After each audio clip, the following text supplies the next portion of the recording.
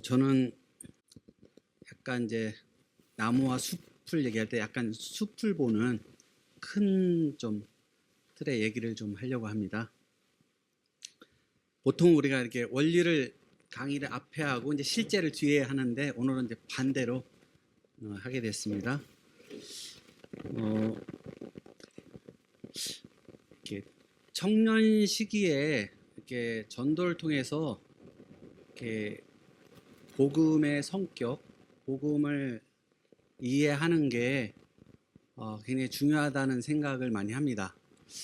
제가 이제 오래전에 이렇게 뇌 수술을 하고 이제 몸이 안 좋아서 그 상태에서 내가 이제 운동을 하려고 하니까 의사가 이제 수영을 하는 게 좋겠다 그래서 수영을 하는데, 제가 어렸을 때부터 시골에서 자라서 수영을 잘했거든요.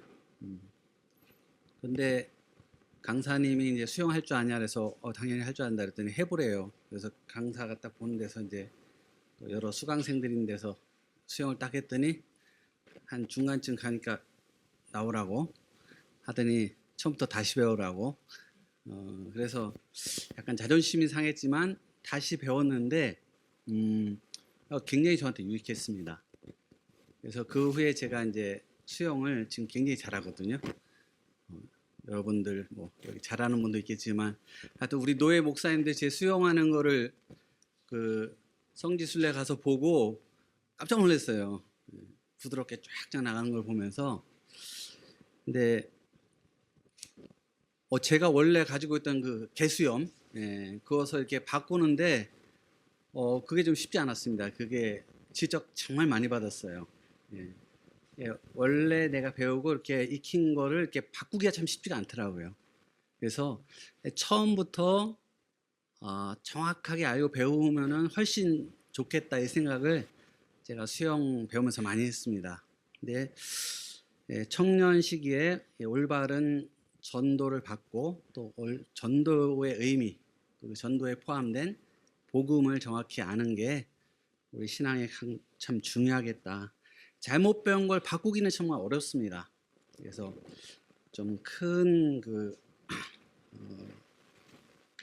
이야기를 좀 하고 싶고요. 그래서 서론적으로는 전도의 우리의 성격을 규정할 때 잘 아시겠지만 하여튼 전도는 홍보가 아니다. 이거를 굉장히 우리가 마음에 깊이 새겼으면 좋겠습니다.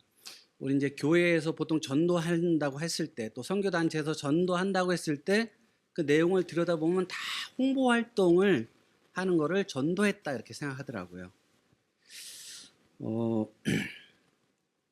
전도는 홍보가 아니다. 왜 홍보라는 게 이게 이런 측면이 없지 않은데, 그럼에도 불구하고 우리가 전도를 일종의 홍보 활동처럼 이제 이해하고 그런 그 철학을 갖게 되면은 아주 심각한 문제가 생기는데요. 홍보는 기본적으로 어떤 제품을 이렇게 팔기 위해서 마케팅을 하는 거잖아요. 그러면 이제 마케팅을 하게 되면은 이 좋은 상품을 할 때 그 마케팅 관계에서는 누가 갑이죠? 고객이 갑이잖아요. 살지 말지를 고객이 결정하니까. 그래서 고객은 왕이다라고 하잖아요. 그래서 전도가 홍보적인 성격을 갖게 되면은 전도를 받는 사람이 왕입니다. 왜냐면 그 사람이 이제 받을지 말을지 그 사람이 결정하니까.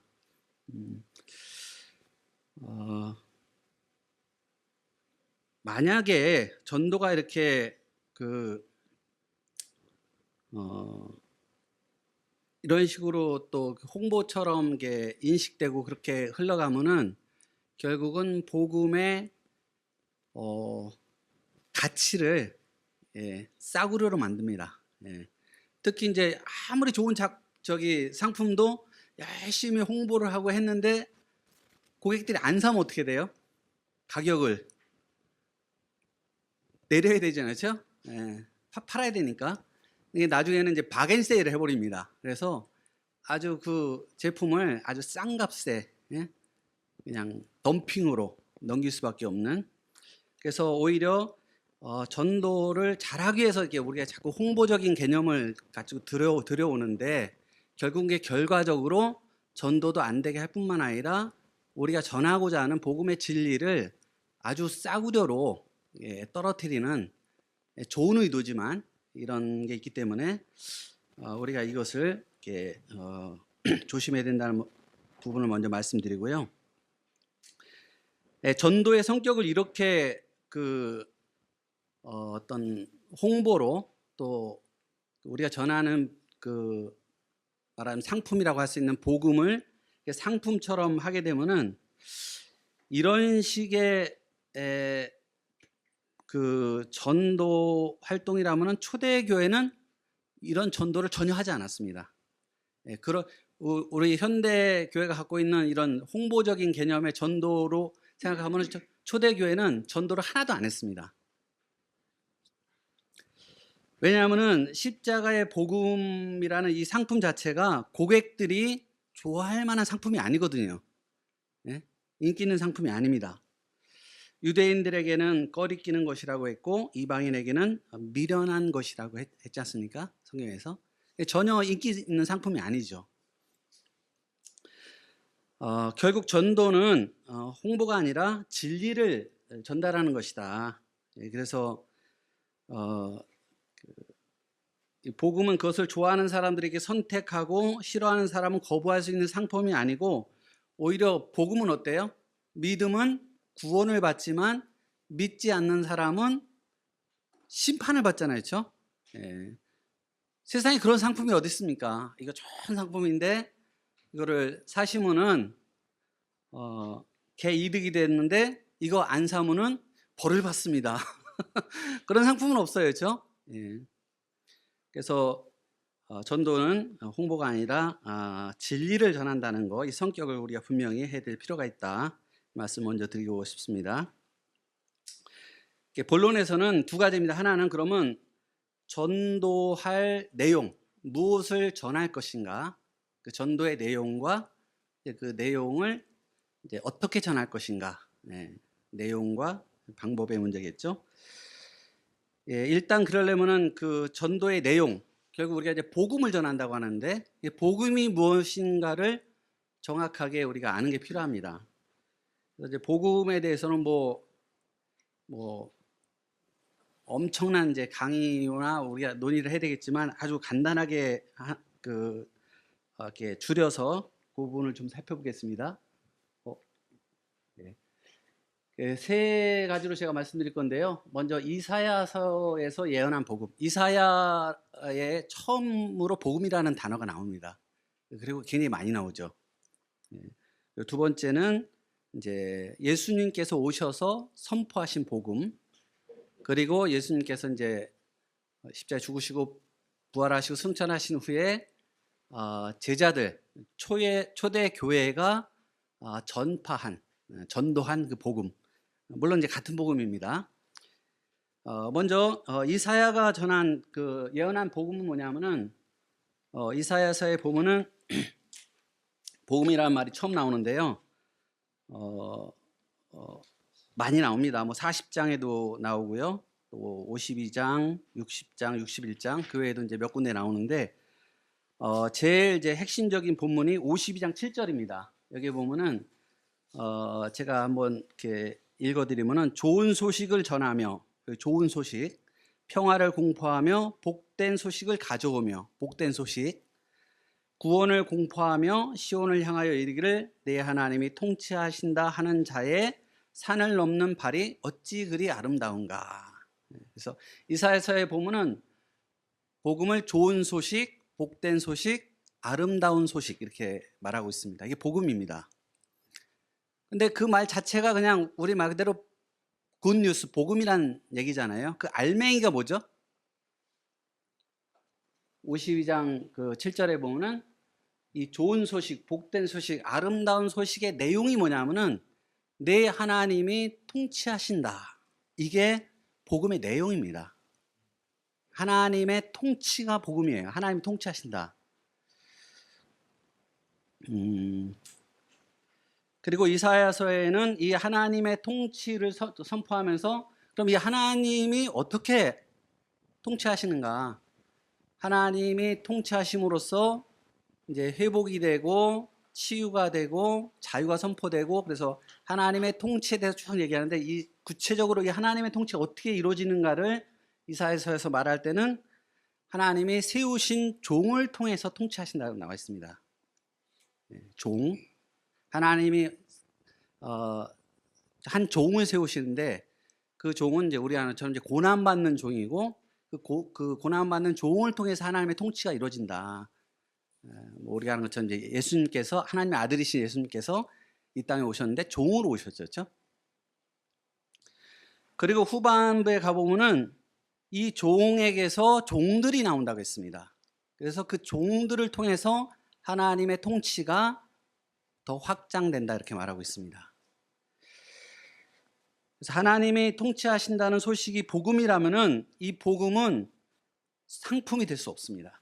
하나님의 통치를 내가 좋은 받아들이고 싫은 거부하고, 물론 이제 내가 받아들일 수도 있고 거부할 수도 있죠. 그러나 받아들이는 사람에게는 하나님 나라, 천국이 임하는 거고 구원이 임하는 거고, 거부하는 자에게는 하나님의 심판이 있죠.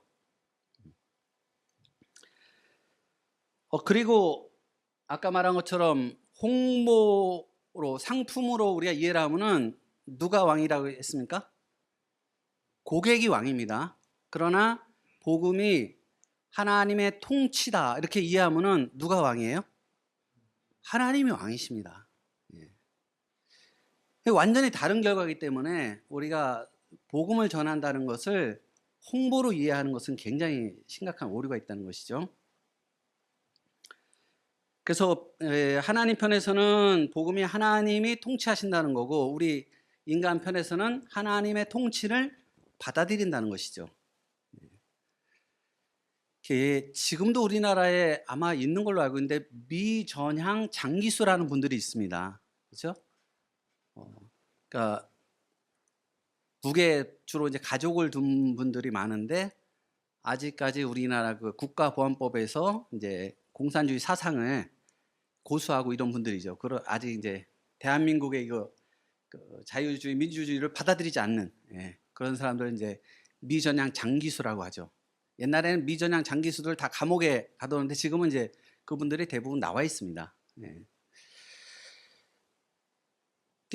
전도라는 것은 좀 굳이 비유를 들자면은 이 미전향 장기수들을 전향시키는 게 그 전도의 목표입니다. 하나님의 통치를 받아들이고 하나님께 굴복하도록 하는, 이게 이제 전도라고 할 수 있죠. 복음을 사람이 선택할 수 있는 상품으로 만들고 마케팅하는 방법으로 복음을 전하는 결과는 이제 그리스도인들을 고객으로 만드는 것이고, 또 하나는 고객 중에는 이렇게 좋은 상품을 이렇게 감사하고 잘 쓰는 사람도 있지만, 반드시 어때요? 고객들 중에는 진상 고객이 있습니다. 그래서 하여튼 갑질하고 하여튼 진상짓 하는 고객들이 꼭 있잖아요. 이처럼 선택권이 고객에게 있으면은 고객이 왕이기 때문에 마음에 들지 않으면 언제든지 진상을 부릴 수 있는 그런 잠재적인 가능성이 있습니다. 그래서 우리가 복음을 그런 식으로 사람들에게 처음부터 상품처럼 설명하고 그렇게 복음을 전하면은 그 사람들이 교회 공동체에 들어와서 언젠가 진상을 부릴 수 있습니다. 교회를 완전히 산산조각내는 그런 사람들도 있잖아요. 그 복음을 잘못 이해했기 때문에 그런 겁니다. 교회에 보면은 진짜 진상짓 하는 분들 많습니다. 그리고 우리가 아는 사회적으로 굉장히 그 진상짓 하는 그 사람들의 많은 수가 알고 보면 뭐라 그래요? 본인을 독실한 크리스찬이라고 말합니다. 그 사람들은 복음을 전혀 이해 못한 거죠. 그럼 두 번째로 싸구려 복음이 이렇게 해서 나오는 것이고요. 두 번째는 예수님이 이제 오셔서 선포하신 복음인데, 뭐 이사야가 예언한 대로 예수님께서 오셨고 예수님께서 선포하셨는데, 예수님이 본인이 선포하는 복음을 복음서에서 어떻게 표현하고 있냐면은, 마가복음에 보면은 하나님 나라의 복음이라고 했습니다. 마가복음이 제일 먼저 기록됐잖아요. 예수님께서 선포하신 복음을 마가는 하나님 나라의 복음. 그러니까 복음의 내용이 뭐예요? 하나님 나라라는 겁니다. 하나님 나라를 가져오는 복음. 또 복음이 하나님의 통치를 받아들이는 거잖아요. 마태복음도 마찬가지입니다. 마태복음은 이제 천국 복음이라고 이렇게 표현했죠. 약간의 차이는 있습니다만 기본적으로 그 이사야서가 말한 그 복음의 성격을 말하고 있고요. 누가복음에서 보면은 예수님께서 공생애를 이제 처음 시작하실 때 여기 요게 그 본문이거든요. 회당에 들어가서 성경을 달라 그래서 성경을 찾아서 이사야서 61장을 읽고 뭐라 그랬습니까? 오늘 이 말씀이 너희에게 이루어졌다 이렇게 했습니다. 그래서 예수님께서 이 땅에 오셔서 복음이라고 하면서 뭔가를 말씀하시고 어떤 사역을 하시고 온갖 행동을 하셨는데 그 복음의 핵심이 하나님의 통치와 관련된 거예요. 하나님의 통치를 가져오는. 그래서 우리가 복음을 하나님의 통치로 이해해야 된다는 것을 다시 한번 말씀드리고요.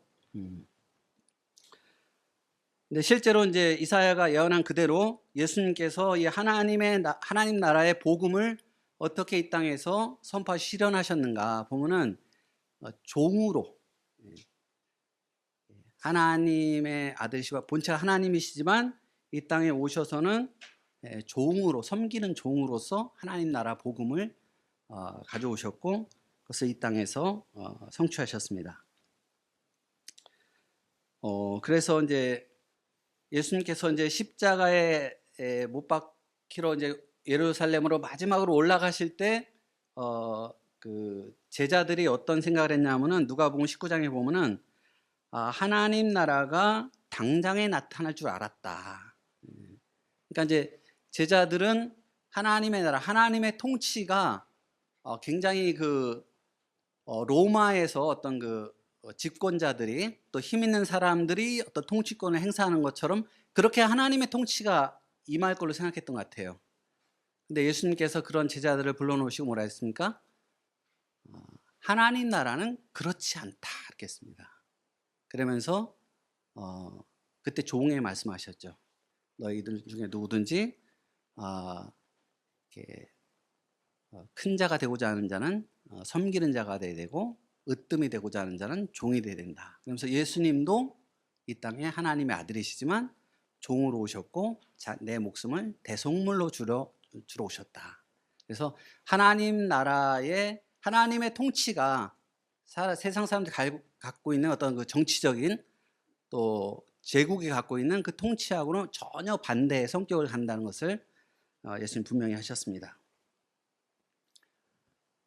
초대 교회가 이제 이 예수님을 통해서 이루어진 복음을 받았고 그로 인해서 이제 공동체가 생겼고 그 공동체가 이 복음을 세상에 전하는데 이때 전한 그 복음의 핵심이 뭐냐면은 하나님의 아들이 종이 되셨다. 사람이 되셨는데 사람 중에서도 종이 되셨다. 이게 복음의 아주 큰 하나의 부분이었고요. 그 다음에 또 하나는 뭐예요? 그 예수님이 주님이시다. 여기서 주라는 말이 뭐예요? 하나님, 왕, 통치자를 말합니다. 그래서 여러분들 그 사도행전 이제 중후반부터 그 복음 그 서신서에 쭉 나오는 그 복음의 핵심은 뭐냐면 예수 그리스도가 주님이시다 이겁니다. 주님이시다.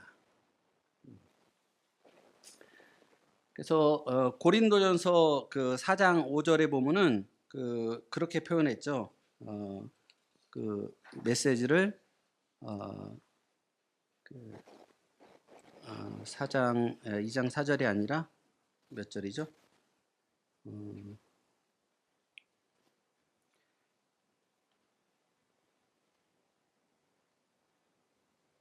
고린도 후서네요. 고린도 후서 4장 5절에 보면은 우리가 너희의 종이 된 것과 그리스도께서 주 되신 것을 선포한다 이렇게 표현했습니다. 그래서 우리가 이 복음의 그 핵심, 우리가 전하는 그 핵심의 내용이 하나님의 아들이신 예수님이 이 땅에 종이 되셨다는 것, 그리고 이 예수님이 우리를 통치하는 왕이시라는 것, 주님이시라는 것, 이것이 복음 전도의 핵심 내용이 되겠습니다. 제가 이게 풀 원고를 올려드렸으니까 그냥 보시면 참고하면 될 것 같습니다. 제가 시간도 그렇고요. 제가 또 말이 느려가지고 이렇게 쭉쭉 넘어가겠습니다. 그러면 이 복음을 그럼 어떻게 전할 건가? 거기에 대해서 우리가 많이 생각하는 본문이 전도에 미련한 것으로 하나님께서 믿는 자들을 구원하기를 기뻐하셨다. 많이 오해하는 본문이죠. 그래서 전도는 미련하게 해야 된다. 예? 그래서 막 미련하게 전도하시는 분들이 있어요.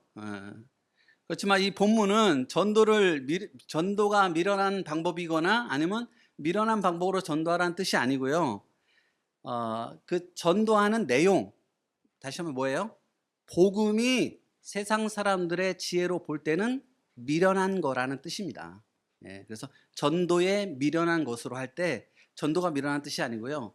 우리가 전도하는 그 복음을 사람들이 볼 때 굉장히 미련해 보이는 것을 전도함으로써 하나님께서 그 복음을, 미련해 보이는 그 복음을 믿는 자들을 구원하시는 이것이 하나님의 역사라는 것을 성경이 말하고 있습니다.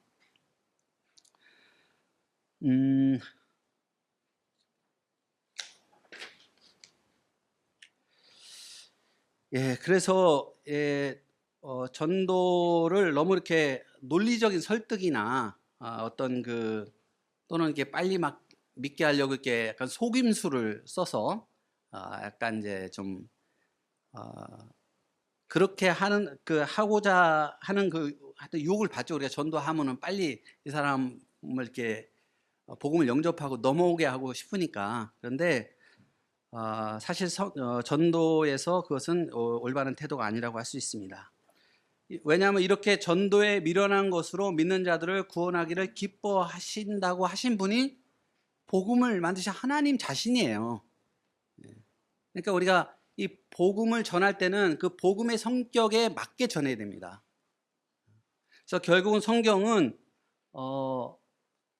이 전도의 주도권이 항상 하나님께 있다는 것을 강조합니다. 그래서 고린도전서 2장 4절에 보면은 그렇게 말하죠. 성령의 나타남과 성령의 능력으로만 이게 가능하다는 거죠. 왜냐하면 사람의 지혜로는 복음 자체가 받아들일 수 없는 거예요. 그건 유대인도 마찬가지고 이방인도 마찬가지였습니다.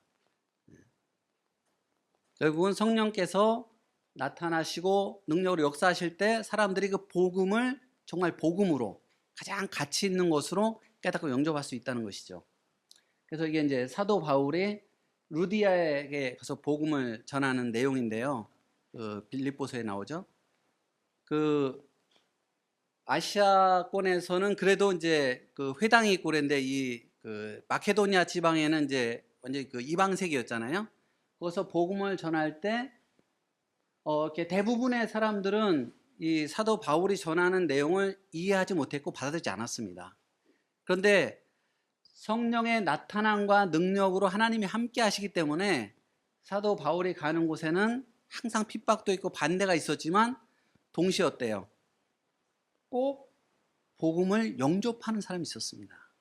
근데 그 영접하는 사람들에 대해서 성경이 뭐라고 말하냐면은 하나님께서 그들의 마음을 열어서 복음을 듣게 하셨다 이렇게 표현합니다.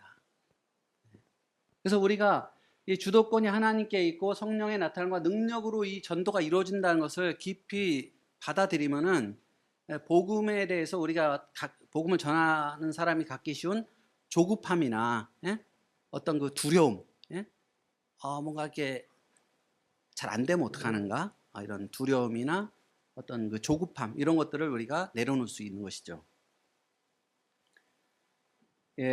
그리고 아까 로뎀나무 교회 얘기에 충분히 나와 있었지만 결국 이제 하나님 나라의 복음이 사람들에게 전해지고 그들에게 복음으로 다가가기 위해서는 결국 그 복음을 전하는 사람이 제일 중요합니다.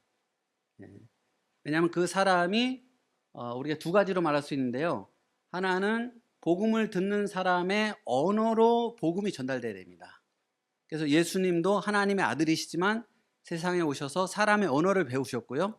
사람의 문화 속에서 사셨고 복음을 전할 때 그 당시 말로 전하셨습니다.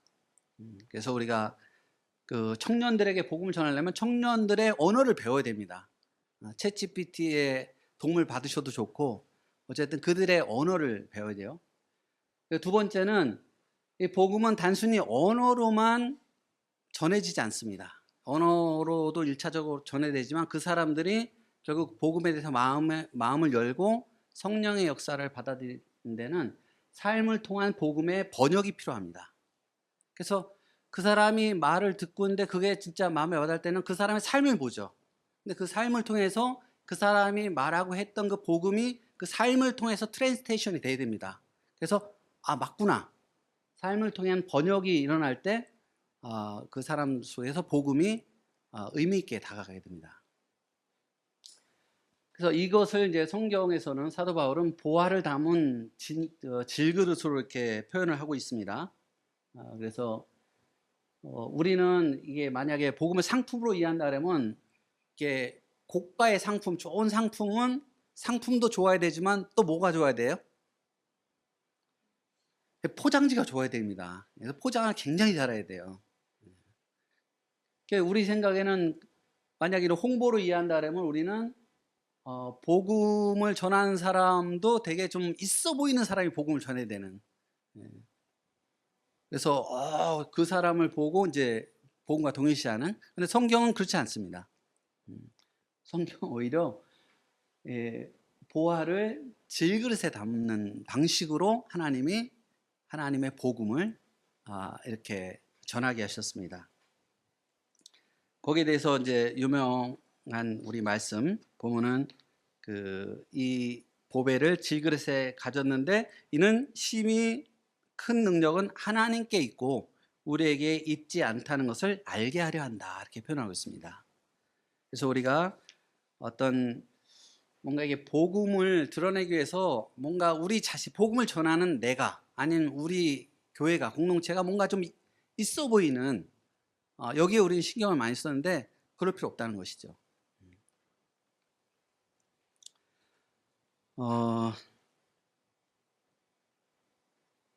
성육신 삶의 원리로 이게 다가가는 것이 저는 이제 아까 그 이중언어 얘기를 했는데 제가 그 몽골의 케이스인데요. 어떤 이제 미국 선교사하고 스웨덴 선교사가 몽골에 가서 복음을 전하는데 그 찬송가를 몽골 그 사람들이 아는 곡조로 그 멜로디로 거기 가사를 붙여서 이제 찬송가를 이렇게 만들어졌습니다.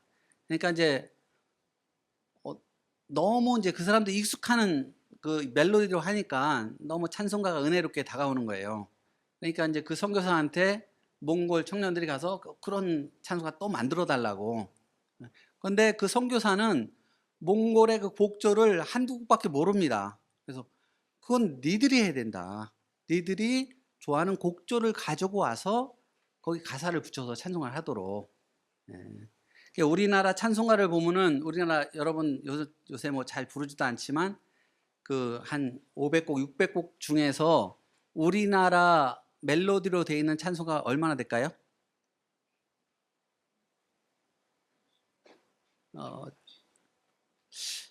제가 볼 때는 5분의 1도 안 된 것 같습니다. 다 외국 곡조로. 그러니까 우리가 하려면 좀 어려워요, 그렇죠? 그래서 저는 뭐 이런 말을 해도 될지 모르겠는데 저는 그 변진섭의 그 노래를 좋아하거든요. 너에게로 또다시. 저는 그 곡조나 그 가사를 좀 바꿔서 복음성가를 불렀으면 좋겠어요. 그리고 요즘 세대들이 아주 쉽게 따라할 수 있는 좋은 노래 있잖아요. 거기에 가사를 붙여서 우리가 CCM을 만들고 하면 어떨까? 왜냐하면 이제 우리가 교회 가면은 제일 어려운 것 중에 하나가 찬송가를 따라 부를 수가 없어요.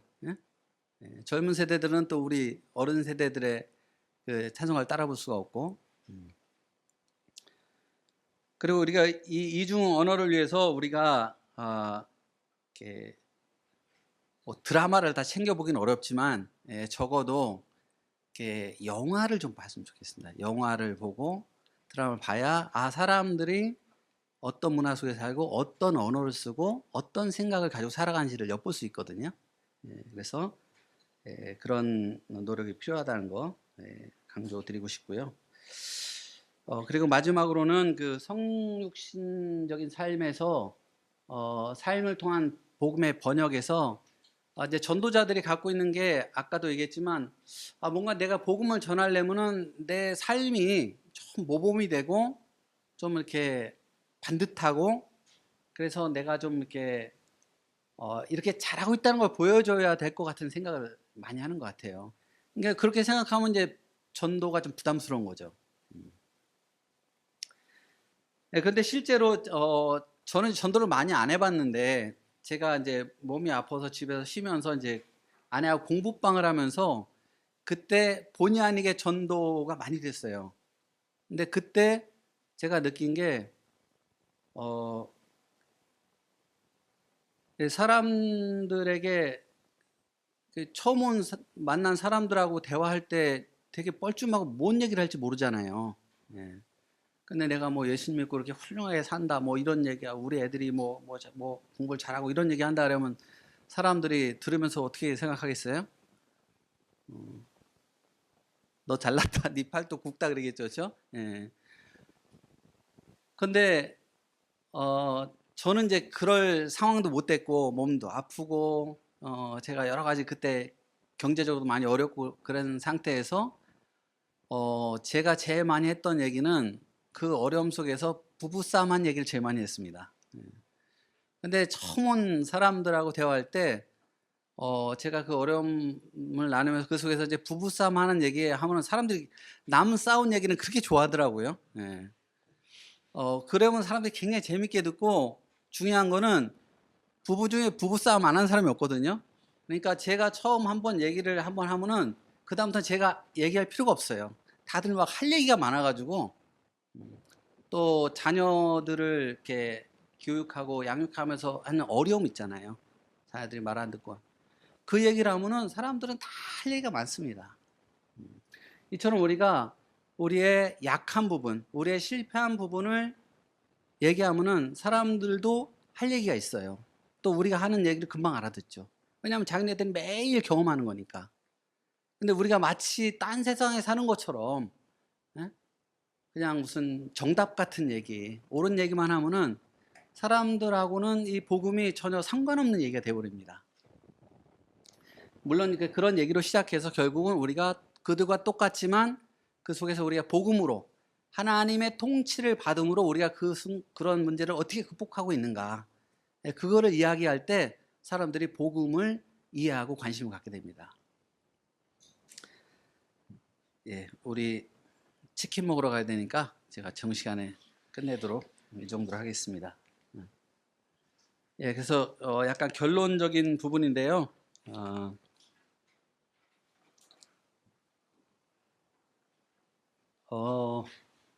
복음이 하나님의 통치라고 했습니다.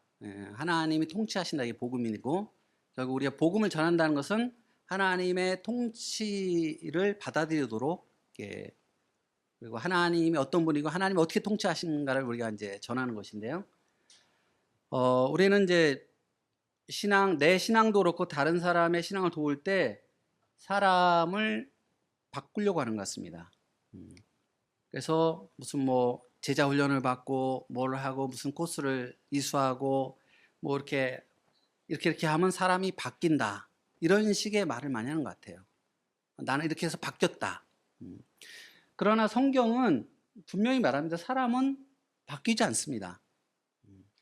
사람이 왜 바뀌지 않냐면은 사람의 성격과 기질은 하나님이 만드신 거예요. 그렇죠? 하나님이 고유하게 그 사람을 만드셨기 때문에 그건 바뀌지 않습니다.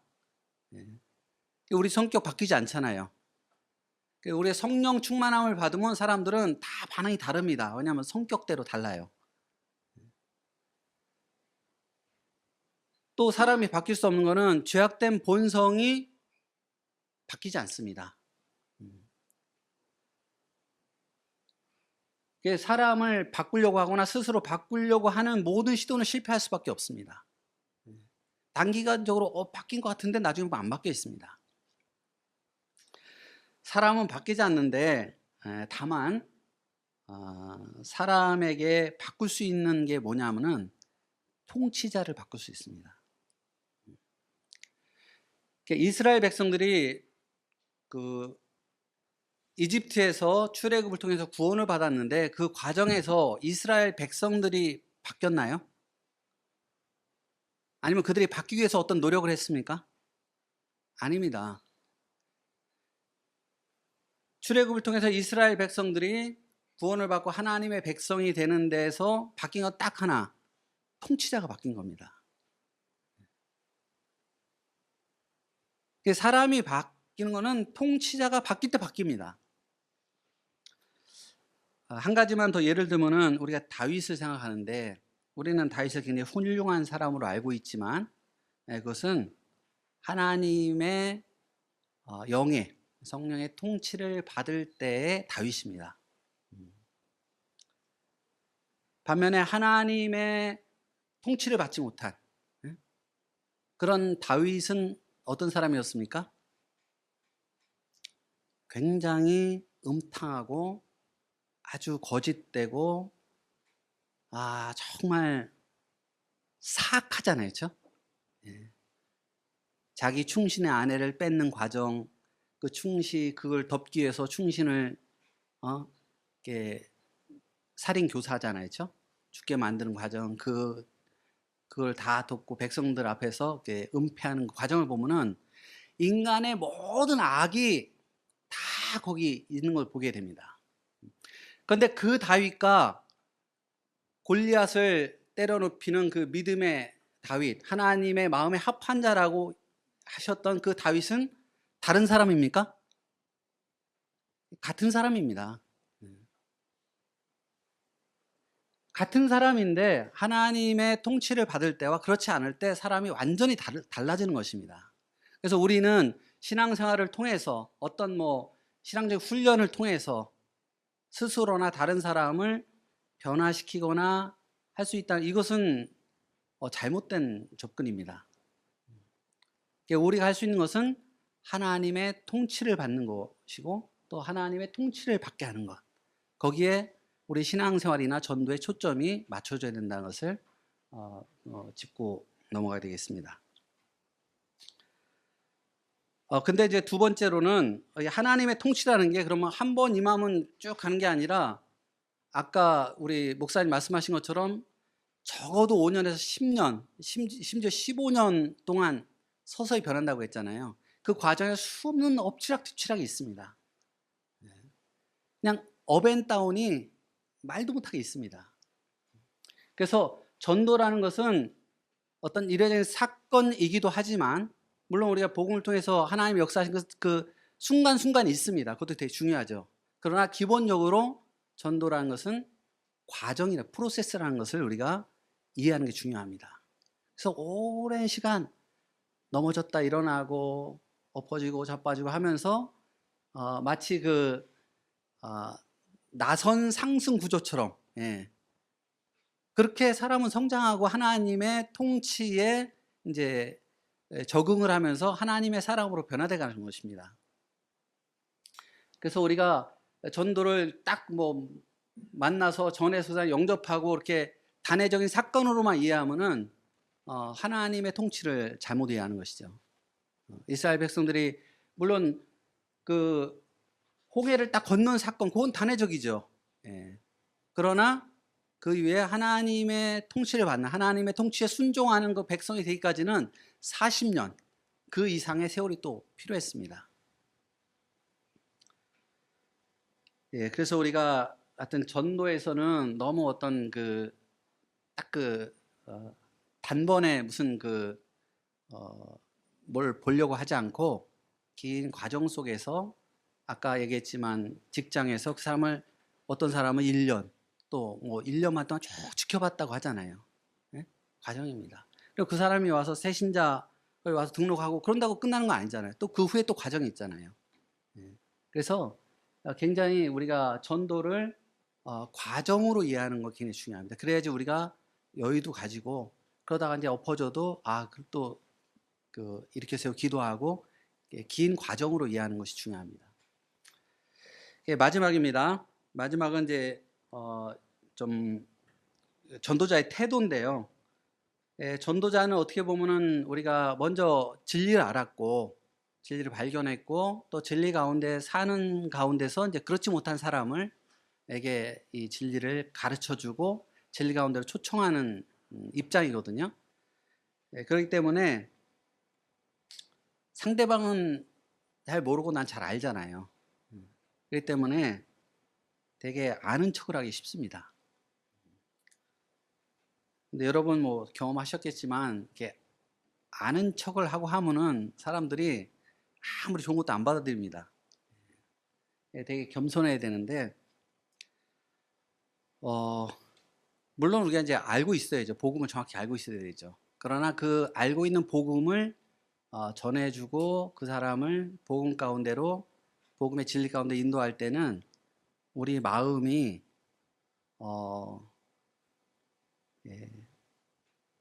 진짜 하나님의 마음을 가져야 되는 것 같습니다. 제가 지난주에 베리타스 포럼이라는 그 고대에서 하는 그 모임을 갔었는데요. 두 분이 와서 이제 대화를 했는데 둘 다 좋았습니다. 우리 한 분은 철학을 전공하신 분이라 쫙 가면 뭐 막힘없이 쫙 이렇게 하시니까 명쾌하고 그래서 좋았어요. 근데 한 분은 이제 철학을 전공하신 분이 아니라 무슨 경영학, 경제학 이쪽을 전공하신 교수님인데 그분은 나름 이제 굉장히 그분도 지식인인데 청년들이 고민하는 그 고민에 대해서 이렇게 할 때 이분은 질문을 받으면 제일 먼저 한숨을 쉬었습니다. 내가 이런 질문이 나올까봐 이 자리에 오기가 싫었다고. 예. 근데 이제 그러면서 그분은 물론 거기에 대한 나름의 답을 알고 있지만 이런 질문을 하는 청년들의 현재 처지를 생각하면은 내가 이 정답 같은 얘기를 너무 쉽게 할 수가 없다. 예, 그래서 그 청년들의 그 상황을 생각하고 나에게 이런 질문하는 여러분들의 상황을 생각하면은 진짜 너무 마음이 아프다. 예? 그래서 그분이 그 말을 하시면서 실제로 우셨어요. 예. 근데 저는 두 분 다 좋았지만 어떤 정말 이 시대 청년들에게 특히 전도자로서 우리가 다가갈 때는 두 번째 이런 접근이 필요하지 않을까 이 생각을 많이 했습니다. 그래서 저는 성경에 보면은 마가복음 9장에 23절에 우리가 잘 아는 말씀 뭐죠? 할 수 있거든이 무슨 말이냐? 믿는 자에게는 능치 못할 일이 없느니라. 이거 다 좋아하죠, 그렇죠? 근데 이 말씀을 하신 그 대상이 누구냐 하면은 귀신 들린 아들을 이렇게 데리고 왔던 아버지한테 하신 말씀입니다. 근데 이 아버지도 알았죠. 예수님께 능치 못할 일이 없다는 거 알았죠. 근데 그냥 수시로 귀신 들려서 발작하고 불에도 들어가고 물에도 뛰어 들어가고 이런 아들을 보면은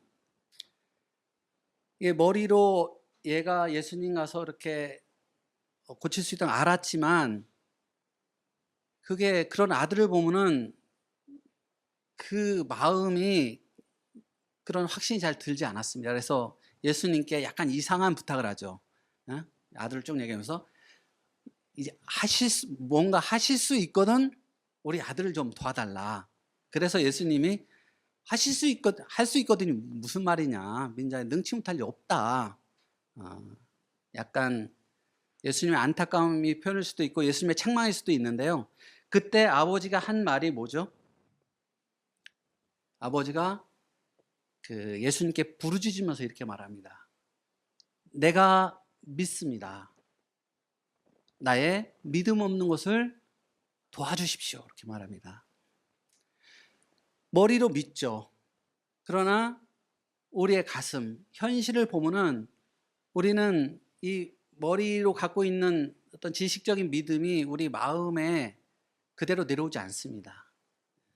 그래서 나의 믿음 없는 것을 도와달라고 하는데 진짜 이 아들에 대한 그 사랑과 예수님께 대한 믿음 속에서 하나 어떤 절규처럼 들렸습니다. 그러니까 우리가 복음을 전할 때 이런 아버지의 마음으로 청년들에게 복음을 전해야 청년들이 여기에 귀를 기울이고 마음을 열고 복음을 들을 수 있지 않을까, 이런 생각을 저는 늘 합니다. 그래서 여러분들이 이 각자 뭐 교회에서나 단체에서 청년들을 섬길 때 이 아버지의 마음으로 청년들에게 복음 진리를 전하는 그런 사역자들이 되기를 간절히 소망하면서 강의 마치도록 하겠습니다. 감사합니다.